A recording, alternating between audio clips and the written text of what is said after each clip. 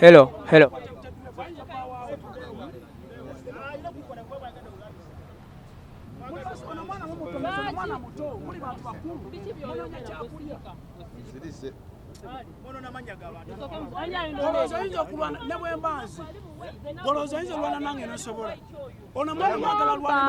Toyomba kati oyomba kyokuyoboloza kugenda kuona ebinyiigizamu wakubidde ku simu wakubidde ku simu ate gwe nkoze tembuuza ono yakubye essimu ono si yakubye essimu zino missed call zange enamba yange erikulu zino missed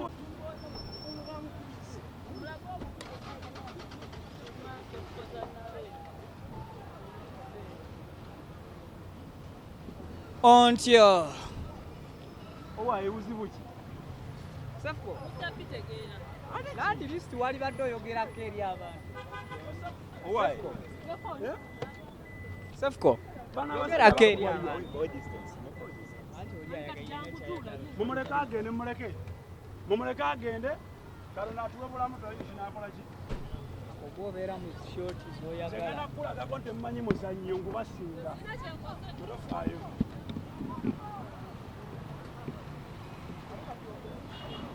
Cephco obuzibu buliwa? Cephco obuzibu buliwa? Umaru bulijja ntiisatiisa okuntuusaako Isi wali badde oyogerako n'abamawulire. olaba obuzibu bwe nnina nze ng'omuntu neeraliikiridde Sokoteke mu parking linda sokoteke mu parking sokoteke mu parking. tugende wali mu maaso tuwogere wali Teeka wali emmoroka tuwogere. tambulira mu kutya ndowooza mu Kale sokoteke wali emmoroka parking. Mwana muveeyo na mukale. Saba nkwatireko ko wano. Setting ebi. Kwatirako ko wano setting.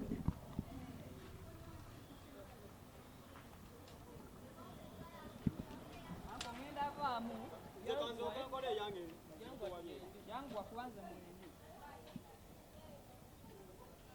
Yo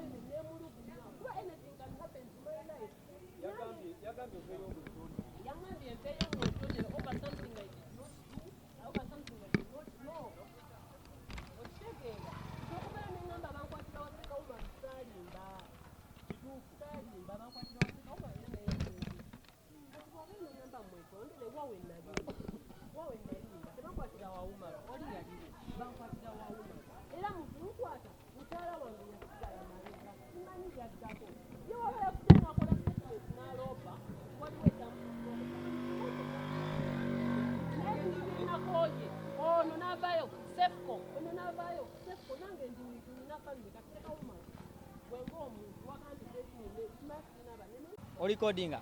Kale, mukutu tuli kugwa Viki exclusive buterevu nyera nga manya bampita Viki. Thank you so much for subscribing. A video ngabwe eri enkola yange jiwo omuliro lulimi lupya nnyo ntegeeza gi liking kijambako okutambula information netuuka wonna weteekeddwa okutuuka mu budde. Ndine Dr. Cephco olunaku olwaleero era nga tuvuzeeko akatemerero okuva ku poliisi y'e Nansana watutte Sheikh Umaru nga sinaba kubanga mukuwa akubuzeeko era tubulire na nsonga ki etwaziza Sheikh Umaru kankujjukize Hajjati Kalodo alombaddwa asangibwa wakise namba ebeera waawo mu kitabo ekirimu Qur'ani essembyayo 067 mukubireko ensonga zonna zijja kubeera nga ziggwa bulungi koze ne Ivan ku kamera. Dr. Cephco buuza kuba tulaba addakiika emu then tunyumyemu katini kubiguddewo.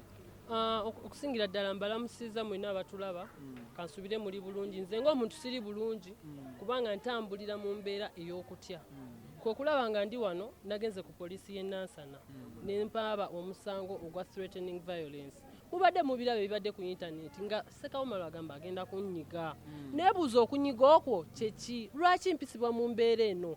Ekyokubiri buli lunaku bankubira amasimu tugenda kutta tugenda kukola ki simanya nkubira enamba ziri unknown nze ng'omuntu nenvaayo ne neekubira omulanga mu mbuga zaki z'amateeka kati mba mukyamu. Kibadde kitegerekesa abangi bakitegedde nti ojja wa Sheikh Umar kwetonda olutambi olukyusizza otyo okumuyogizaayoza paka ku poliisi ate n'oleka nga bamuggalidde.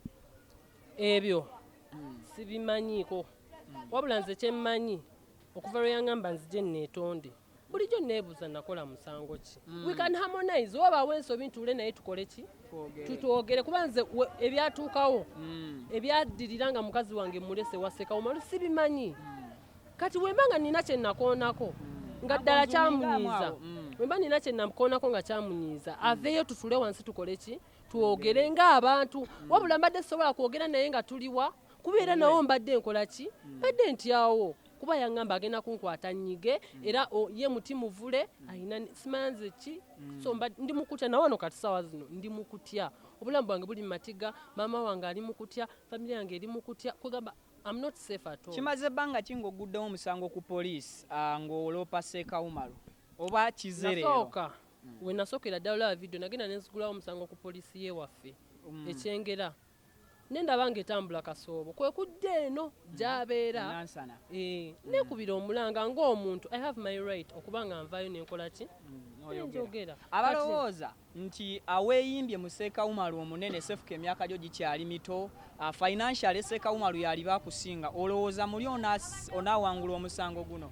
Si kya ssente kisa ssente embeera eriwo yakutuula wansi ebya ssente nga tebiriimu tuwogere tukkiriziganye tulabe nti no tutuuka ku common point kyekiriwo tekirimu ssente tekirimu banene mu gavumenti tekirimu ki kuba naawe olina right ng'omuntu and we have freedom of speech oli bw'avaayo n'abako nekyayogeddeko nekikunyiga maybe we can sit and talk kyendaba. Ekikuluma oba kyoyagala kutuula na Sheikh Umar intention zo tezibadde kumusiba.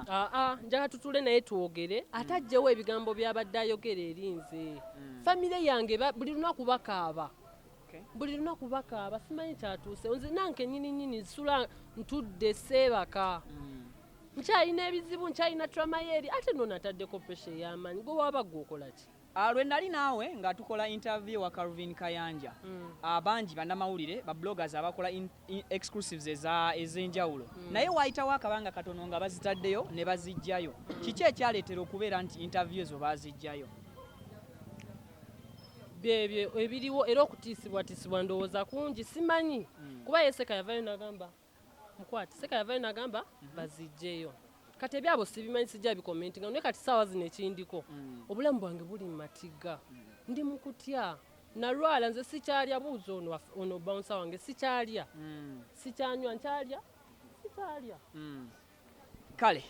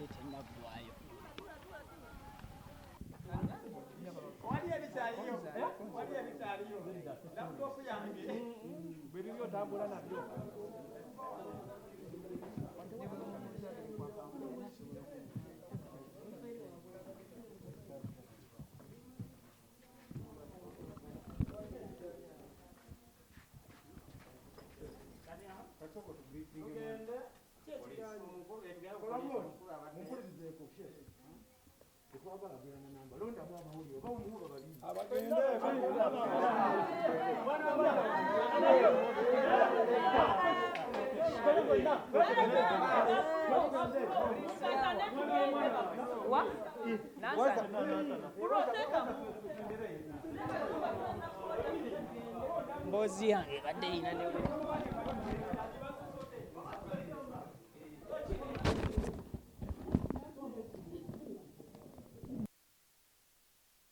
bw'obanga okasuka ejjinja sooka olabe w'oyimiridde. Bw'oba oli waggulu nga gw'okasukira ali wansi kasuka, naye bw'obeera wansi nga okasukira ali waggulu tokola ki? Ligenda kuddira. Ate no Cephco yeegendereza ejjinja lyakasuse liyinza omukuba. Teeke waaga